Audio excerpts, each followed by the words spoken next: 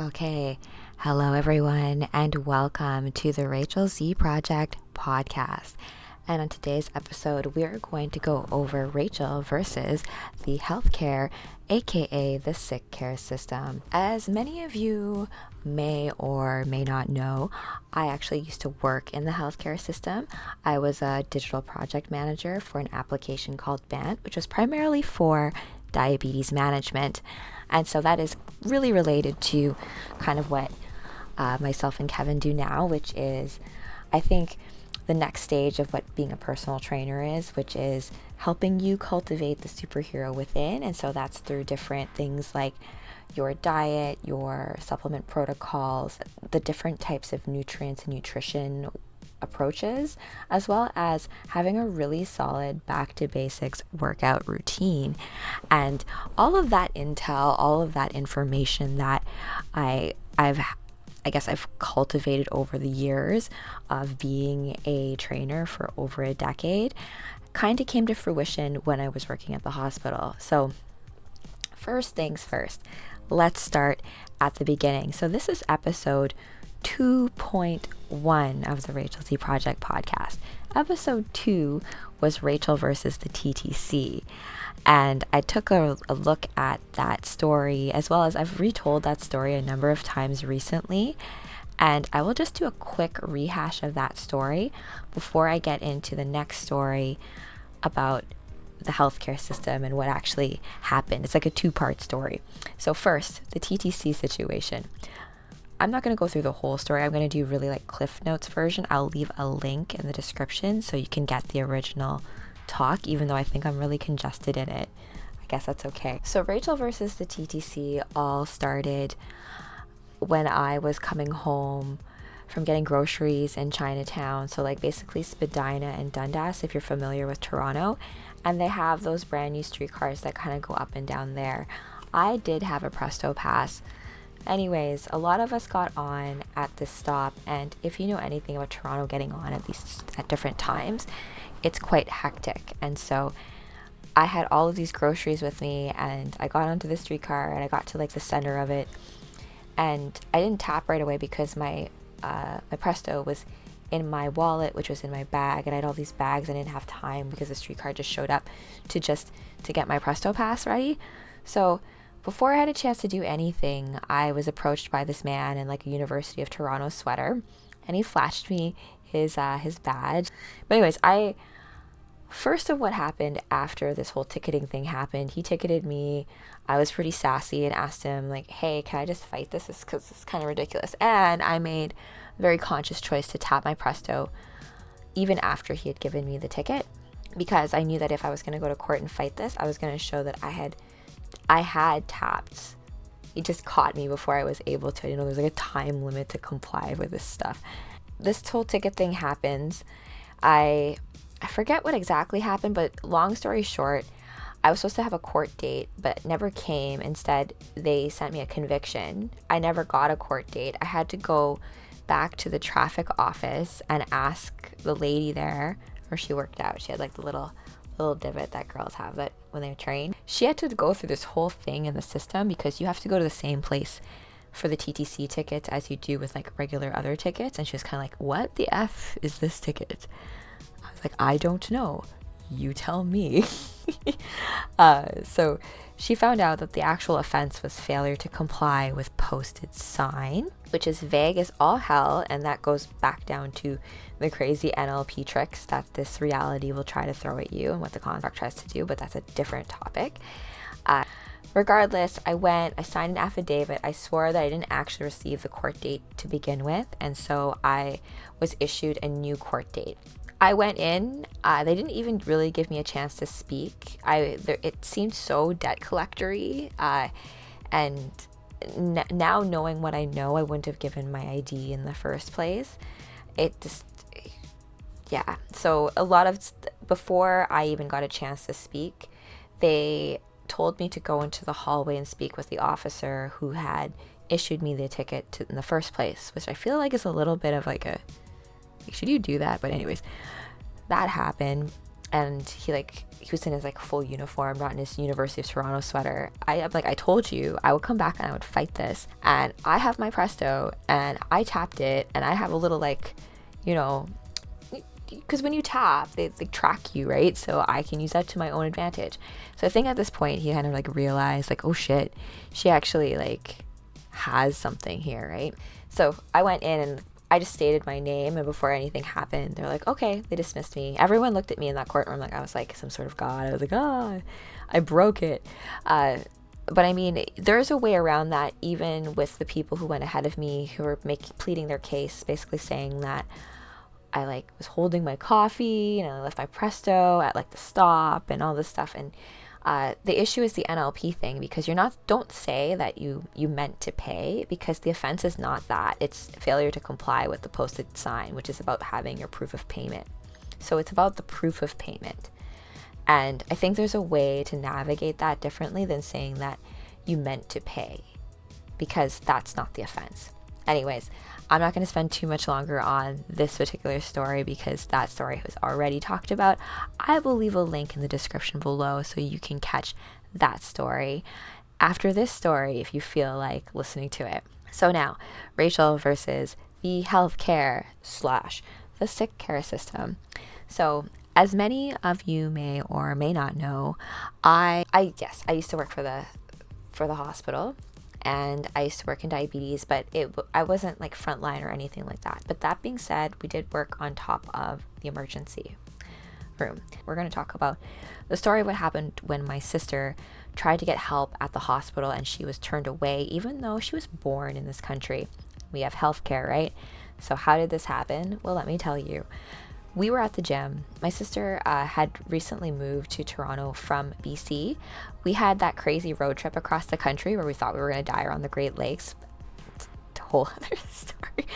But anyway, she moved to Toronto, build video games here. She lived across the street from me for a little while.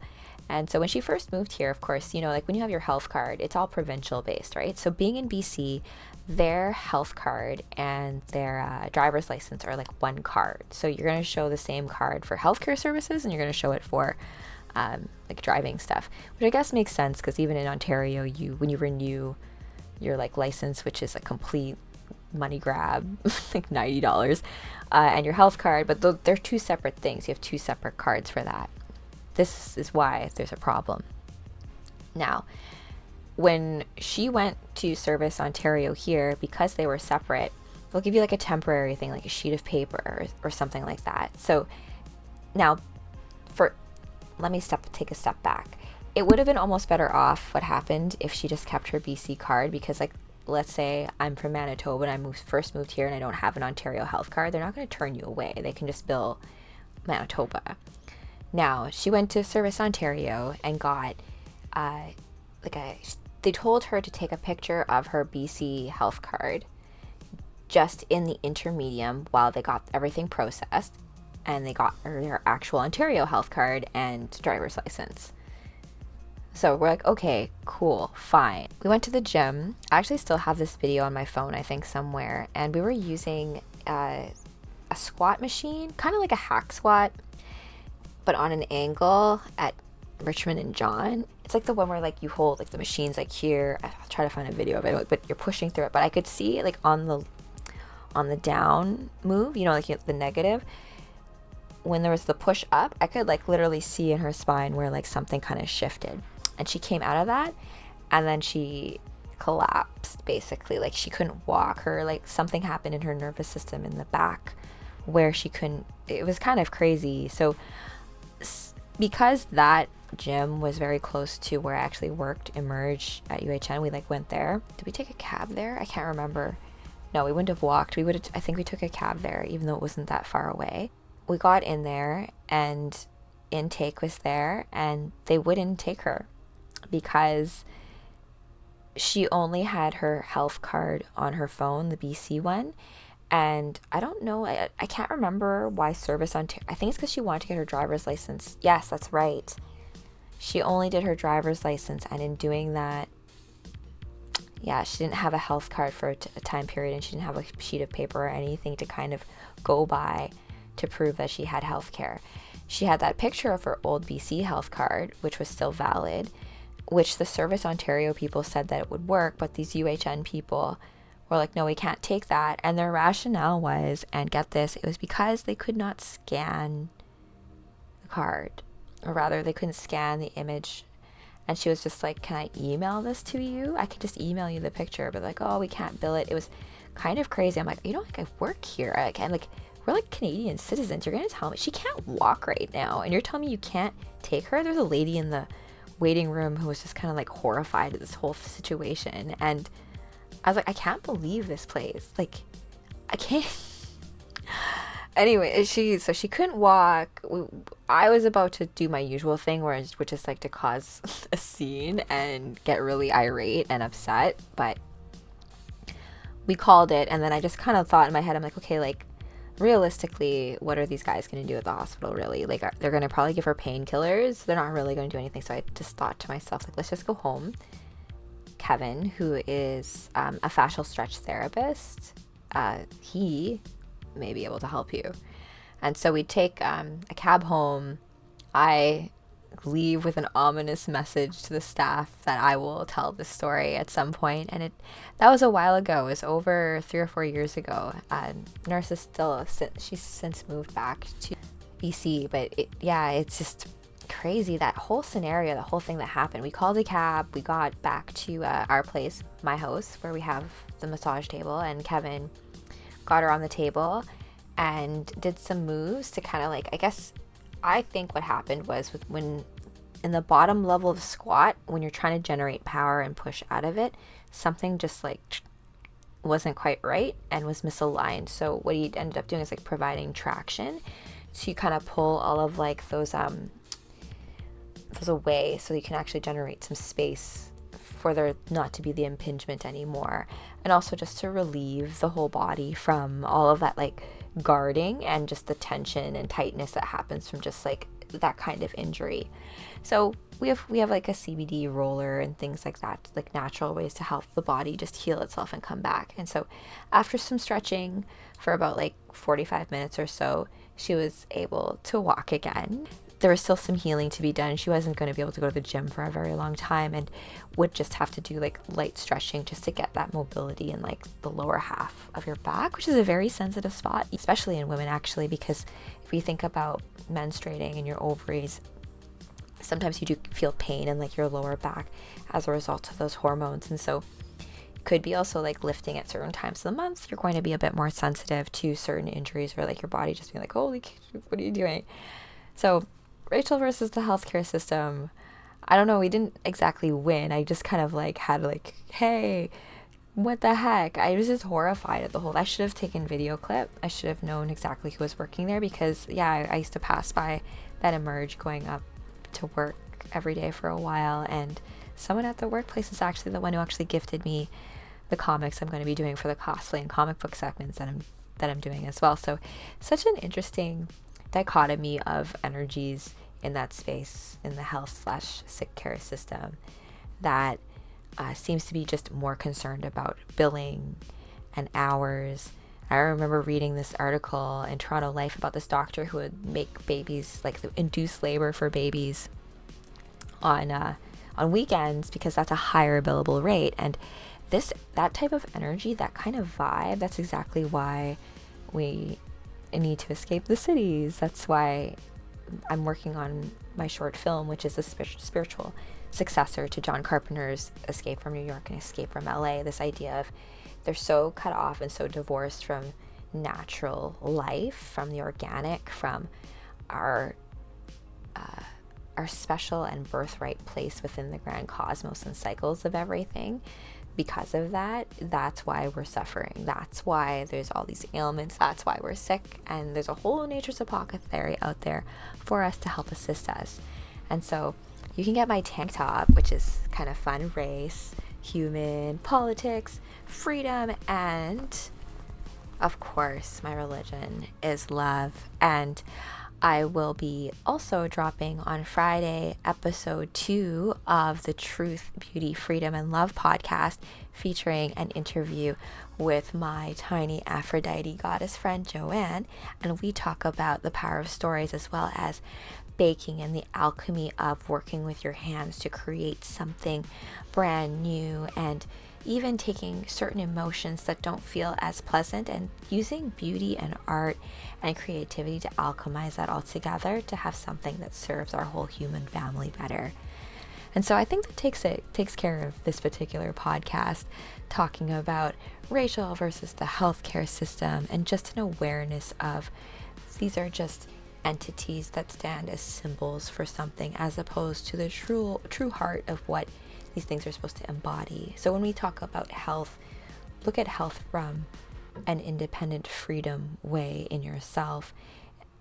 It's so hard for me now, even being a personal trainer and a coach, to takes time to just get to know a person and figure out what certain protocols, what different balances of levels of things, and even like sets and reps and design of that. It's also unique to the individual person. Like levels of tests, levels of serotonin, levels of all these different hormones too are very dependent on your own genetics, what you grew up, like your environment in terms of what you grew up in, and also even like what you want to be doing with your body, the goals of where you want to take your body, having some direction, having some aim.